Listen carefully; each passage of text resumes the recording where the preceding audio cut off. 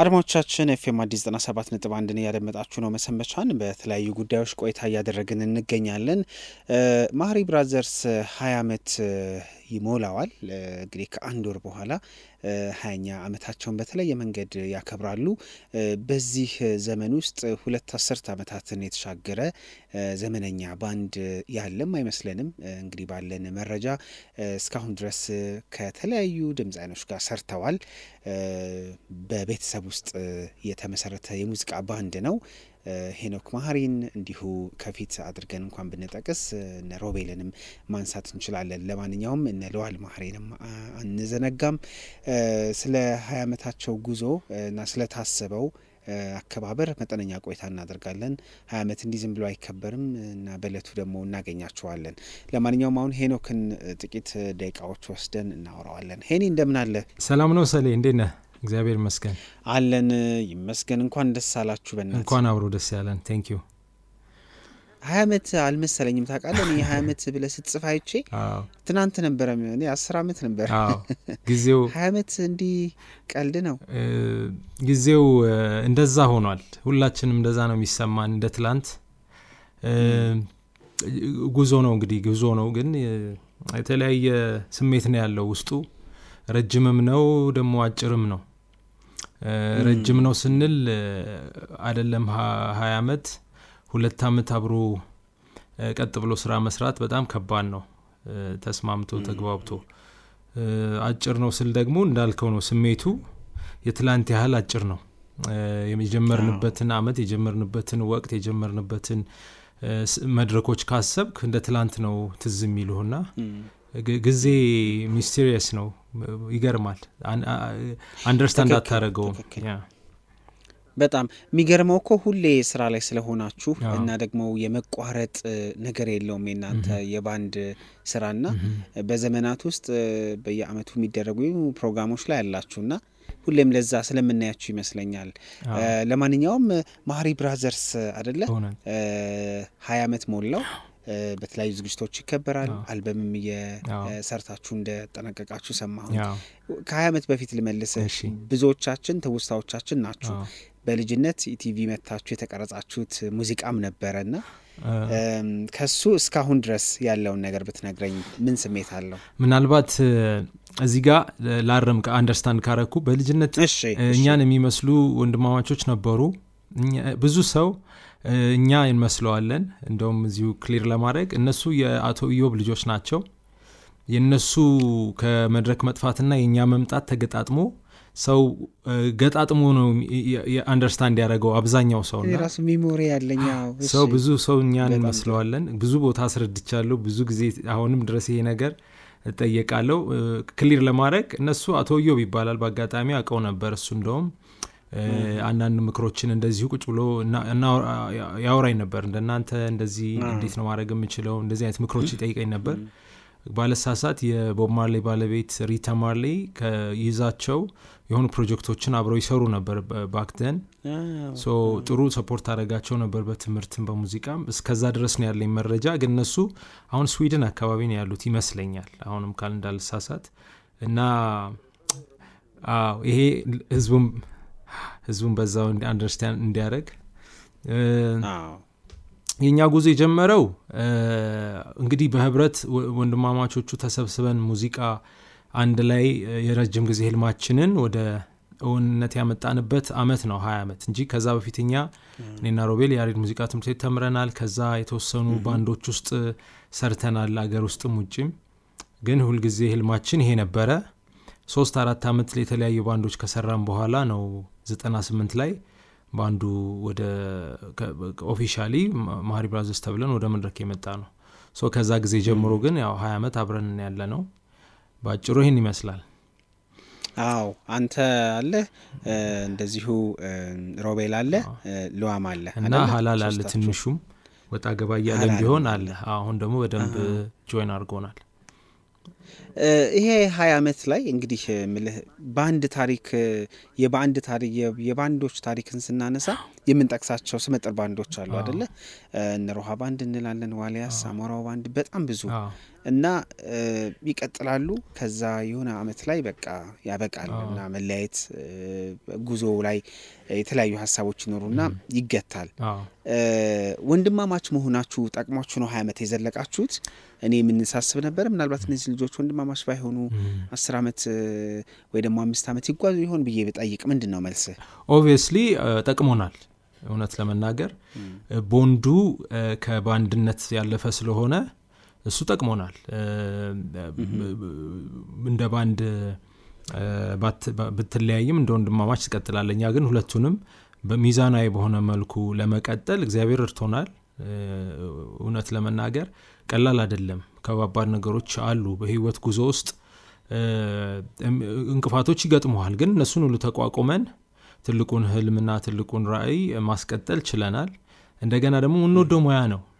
ፊውል የሆነን ደግሞ የምንወደውን ነገር አብረን መስራት it's a blessing በረከት ነው። ስለዚህ እድሉ ዝም ብሎ አይገኝም እና ያንን ነገር የእውነት ዋጋው ገብቶን አመስጋኝ ሆነን ተቀብለን ይዘነዋል። ምክንያቱም እንደ በእጅ ያዙት እንዳይሆን እሱን ሁል ጊዜ ሪማይንድ እናደርጋለን ራሳችን። የያዝነው ነገር ዩኒክ የሆነ ብሌሲንግ ነው። ስለዚህ ተጠንቅቀን ልንይዘው አክብረን ልንይዘው ይገባል የሚል ነገር ሁላችንም ውስጥ አለ። በዛ እሱ ነገር ጠቅሞናል ወንድማማች መሆናችን። ምክንያቱም ሃርድሺፕን ቢመጣ ተጋግዘህ ታልፈዋለህ እንጂ ዝም ብለህ ለመበተን አትቸኩልም። ራእዩ ረጅም ነው። ፍላጎቱ፣ ፍቅሩ፣ የሙዚቃው ፍቅር፣ የመንፈስ አንድነት ስላለ እሱ ሁሉ ጠቅሞናል የእውነት። በእነዚህ 20 ዓመት ውስጥ ለምሳሌ እኔ የማውቀው ያንተ 2 አልበሞች እንግዲህ በማህራዊ ብራዘር ውስጥ ያለፉ ናቸው። በላይቭ ሪከርድ የተደረገ ነው። በጣም ጥሩ ድምጽ የነበራቸው ናቸው። በዛ ውስጥ ስላለፉ ድምጻያን፣ በዛ ውስጥ ስለ ማህሪ ብራዘርስ ጭምር ተጽዕኖ ስላደረገባቸው ሙዚቀኞች ብትነግረኝ ደስ ይለኛል። ይህን ስትነግረኝ ኩራትም ጭምር ስለሚሆን ማለት ነው። በአንድም በሌላም አብረውን ብዙ ወዳጆቻችን አብረውን ተጉዘዋል። ቆንጆ ጊዜ ያሳልፈዋል ከኛ ጋርና እውነት ነው። እንግዲህ ስመጥ መቀስ ካለብን ከዘሪቱ እንጀምራለን። እንደ ባንድ የመጀመሪያ ኦፊሻሊ አብራን እኛን ወደ መድረክ ይዛን የመጣችው ዘሪቱ ነች። ከሷ እንጀምራለን። እነ ኢዮብ፣ እነ ኃይሌ፣ እነ ጆኒ ከወጣት ከኛ እድሜ አካባቢ ካሉት ከዛ ብንጀምር እነ ቤቲ፣ ከዛ ቀረብ ሲል እነ ቼሊና። እንግዲህ ብዙ ነው ስም መጥራት ከጀመርኩ የ20 ዓመት መዝገብ እና በጣም ብዙ ነው። ከዛ ደግሞ በቀጥታ የባንድ ሙዚቃዎች ደግሞ እንግዲህ በተለያዩ መድረኮች ላይም ከብዙዎች ጋር ሰርታችኋል። እውነት ነው። ከብዙዎች ጋር ከትልልቆቹ አንጋፋዎች ጋር እድል አግኝተናል። ማልጠቅሰው ስም ያንሳል ከምጠቅሰው ስም ይልቅ እና ብዙዎቹ ከኛ ጋር ተጫውተዋል። በእኛ በጣም ደስ ይለናል። ከኛ ጋር ላሳለፉት ጊዜ ከኛ ጋር እኛም ከነሱ ጋር ላሳለፍነው ጊዜ ደስተኞች ነንና እሱን በደስታ ነው የምናስበው፣ በኩራት ነው የምናስበው። በጣም ደስ ይላል። አሁን 20 ዓመታችሁን ለማክበር ተዘጋጅታችኋል። ነሐሴ 16 እንደታሰበን የሰማሁት። በምን መንገድ ይከበራል? ዝግጅታችሁ ምን ይመስላል የሚለውን ብትነግረኝ ደስ ይለኛል። ይሄ ነው። እሺ 20 ዓመታችን የምናከብርበት አንድ ትልቅ አልበም ይዘን በመምጣት ነው። አንደኛ ይሄ ምንድነው ለብዙ ጊዜ ከባንዱ መወለድ ባልተናነሰ ልናረገው የምናስበው ህልም ነበር። ፋዘር ያው ይታወቃል፣ ድምጻዊ ነው፣ የሙዚቃ መሳሪያ ተጫዋች ነው። በጊዜው ትልቅ የአርት ሰው ነበረ። የሙዚቃ ስራዎቹን በደም መሰማት ባለበት ኃይል አልተሰሙለትም። በእርግጥ በኤርትራ ህዝብና በኢትዮጵያ ህዝብ በነሱ ዘመን በጣም ይታወቅ አርቲስት ነው። ዘፈኖቹ እስከ ዛሬ ድረስ ከትውልድ ትውልድ ተሻግረው የሚታወቃሉ። እሱን እንኳን የማያስታውሰው ሰው ዘፈኑን ስትነግረው ያስታውሰዋልና የእሱን ስራዎች ደግመን የመስራት ህልም ገና ባንዱ ሲመሰረትም ነበረን። ግን በተለያዩ ጉዳዮች በይደር ያቆየናቸው ናቸው። አሁን ግን ተሳክቶልን ከዛሬ 5 ዓመት ጀምሮ ቁጭ ብለን እየሰራ ነው። ፋይናሊ አልቋል። በዛ ቀን አልበሙም ይመረቃል። የሱን ስራዎች ያካተተ አልበም የዛን ቀን ይወጣልና ሌጋሲውን በዛውም ለማክበር የባንዱም ስም በሱ ስም እንዲሆን ያደረግነው። እንደገና አሁን የአልበሙም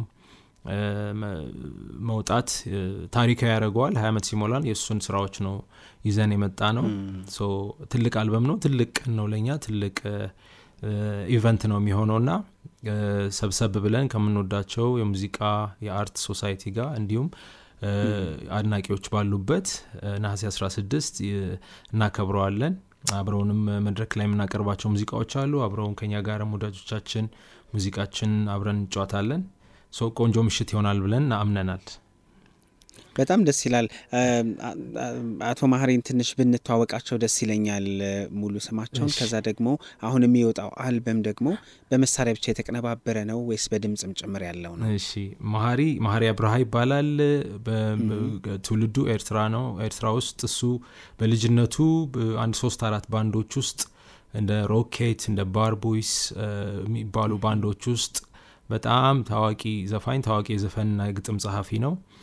ከሱ ጓደኞች ከነ የማነ ባሪያ፣ ከነ ኡስማን፣ ከነ ኃይሌ ገብሩ እንግዲህ ተርታ የሚሰለፍ ድምጻዊ ነበር። ከዛ ወደ አዲስ አበባ መጣ፣ ብሔራዊ ቲያትር ገባ ከነ ምኒልክ ወስናቸው ጋር ከነ ፍቅርተ ደሳለኝ ጋር እንደዚህ ትንሽ ከሰራ በኋላ ደግሞ ፋይናሊ ወደ ሀገር ፍቅር ቲያትር መጣ። ሀገር ፍቅር ቲያትር ለብዙ አመታት በሙዚቃ ሙያ አገለገለ። ከዛ ሪታይር አድርጎ ወደ ፊልም ሙያ ገብቶ ነበረ። እንግዲህ የዛሬ 20 ምናምን ዓመት አካባቢ ደግሞ በህልፈት ተለየን። ሶ ባጭሩ ጠቅላላ አድርጌ ስነግርህ እሱ በሙዚቃ ጀርኒው ትልቅ ቦታ ነበረው። ከጊዜ ብዛት ያው እንደ መደብዘዝ ያለው የነበረውን የሱን ስራዎች አሁን የግድ ሰፊ ኦዲየንስ አለው። ሰፊ ዓለም ላይ ኦል ኦቨር ዘ ወርልድ ያሉ የሱን ሙዚቃ የሚወዱ ሰዎች በትግርኛ ቋንቋ ነው በብዛት ሲሰራ የነበረው። በብዛት ትግርኛ፣ ከዛ አልፎ አልፎ ሱዳንኛዎችን ይጫወት ነበር። አሁን ግን ከነበሩት ብዙ ዘፈኖች ውስጥ 12 ትግርኛ ሙዚቃዎችን እኔ መርጬ በድምጽ ራሴ ነኝ የምጫወተው እንደተለመደው። ሶ ኢንስትሩሜንታል ሳይሆን ሙሉ የዘፈን አልበም ነው። ሶ የሱን ስራዎች ሙሉ በሙሉ የሱን ስራዎች እኔ ተጫውቻቸው ነው አሬንጅ አድርጌ ባንዱን ጆይን አድርጌ። ሮቤልም ለዋም ቀድተዋል። ሳክስፎን ዘሪሁን በለጠ ገብተዋል። ሶ ሚክስ ማስተር አድርጌ ላለፈው 5 ዓመት ትልቅ ልፋት አድርገን ጨርሰነዋል። ይሄን ይመስላል። በጣም ደስ ይላል። ስለዚህ ወደ 12 አካባቢ ስራዎች የተካተቱበት አልበም ነው ለአድማጭ የሚቀርበው። አንተ በዚህ አመት ውስጥ 2 አልበም አለ፣ ይሄኛው 3ኛ አልበም ይሆናል። በድምጽ ትጫወታለህ። ልዋምና እንግዲህ ሮቤል ደግሞ በመሳሪያዎቻቸው ያጅባሉ አይደለ? ብዙ ጊዜ ለምንድን ነው እነሱ ማይዘፍኑት? ምንድን ነው የሆነው ከማጀብ በዘለለ? እንግዲህ አንደኛ ፍላጎት ነው፣ ሁለተኛ ጊፍት ነው።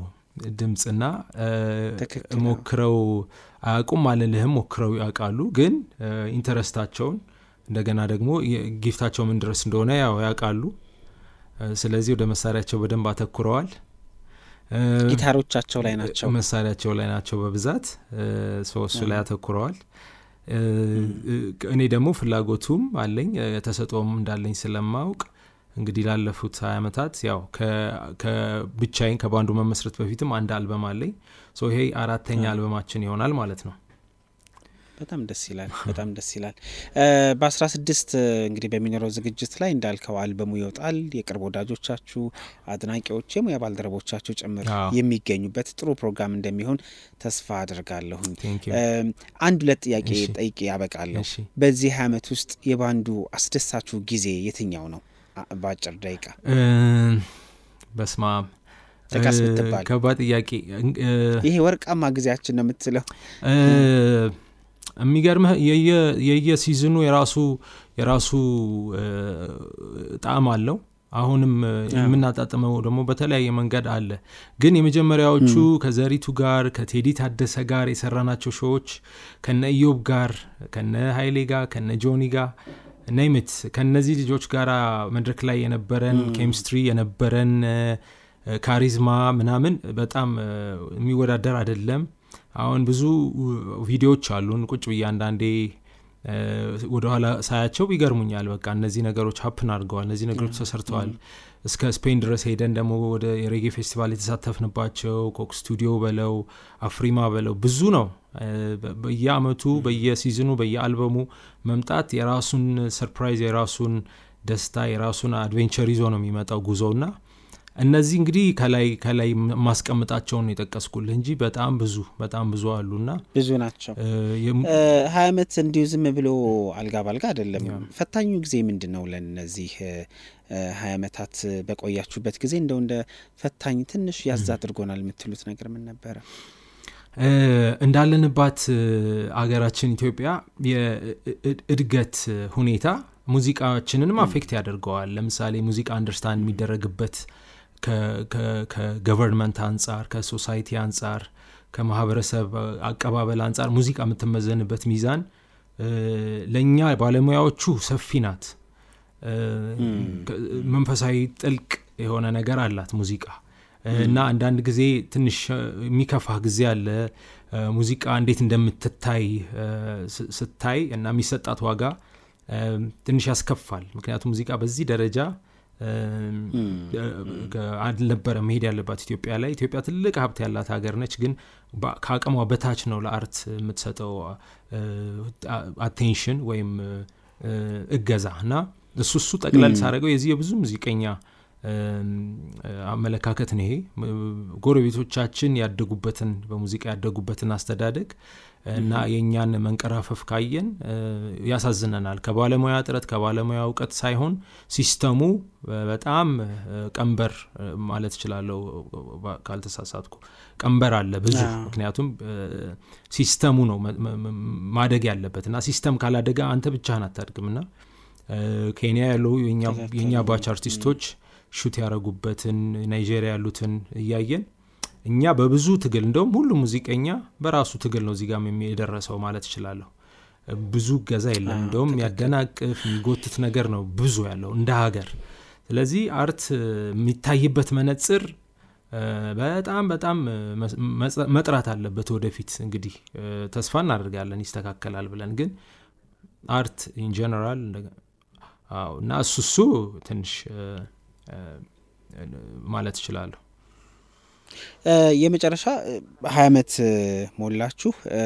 ብዙ ዓመታት እንድትዘልቁ እንመኛለን። እንደ ግብ ግን ምን ታስቀምጣለህ በባንድ ታሪክ ውስጥ መሀሪ ብራዘርስ በቀጣይ ይሄኛውን ደግሞ ከውነን ስማችን ቢነሳ የምትሉት አንድ ጉዳይ ቢኖር ደስ ይለኛል። ከ20 ዓመቱ ላይ አሁን የወላጅ አባትህን አልበም እንደሰራችሁት ሁሉ ከ20 ዓመት በኋላ እንዲህ ከተገናኘን በምን እንነጋገር ነው ጥያቄው። እንግዲህ የምንወደው ሙያ እንጫወታለን። የምንወደው ሙያ ደግሞ እዚህ አድርሶናል። የምንወደው ሙያ ለሚቀጥለው ለሌላ 20 ዓመት ደግሞ እኔ ትውልዶች ላይ መስራት ህልም አለን።